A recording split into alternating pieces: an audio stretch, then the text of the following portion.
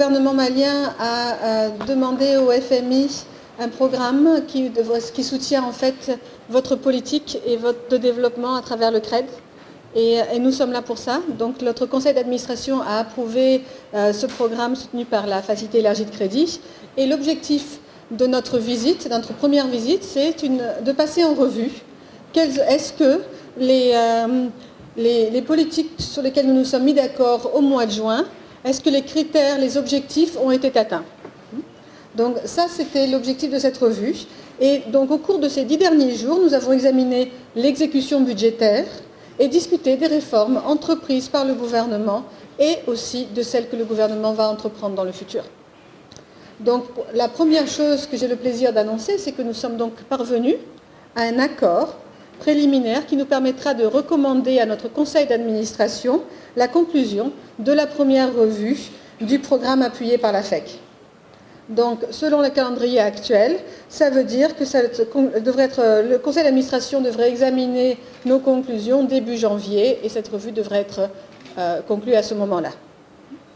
La conclusion s'accompagnera d'un déboursement d'environ 16 milliards de francs CFA qui correspond à la première tranche de l'appui.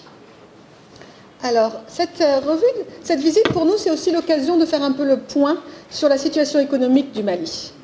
Globalement, les performances macroéconomiques de 2019 sont bonnes. D'après les estimations préliminaires, le produit intérieur brut va croître d'environ 5,1% en 2019. Les exportations maliennes ont bénéficié des prix élevés de l'or et le niveau général des prix a diminué grâce à des récoltes abondantes et au niveau des prix des produits alimentaires. Nous avons aussi beaucoup regardé l'exécution budgétaire pour le premier semestre 2019. Pourquoi est-ce que c'est important?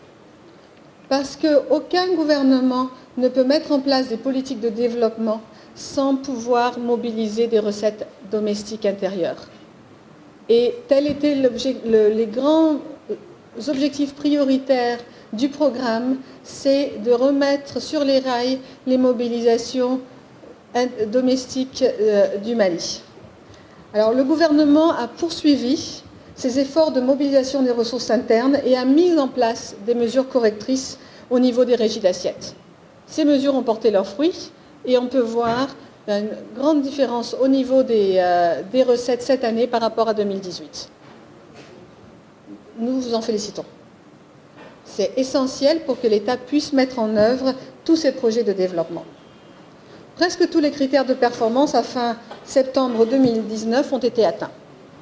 Mais le but de ces efforts, c'est de créer de l'espace budgétaire pour que l'État puisse se redéployer aussi dans le centre et dans le nord du pays et assurer les services aux populations. La réforme du secteur de l'énergie est cruciale aussi.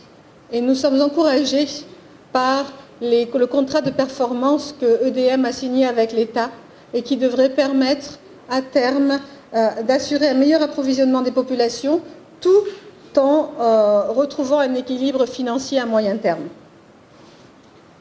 Nous encourageons les réformes aussi visant à renforcer la gouvernance et l'efficacité du secteur public et à améliorer le climat des affaires.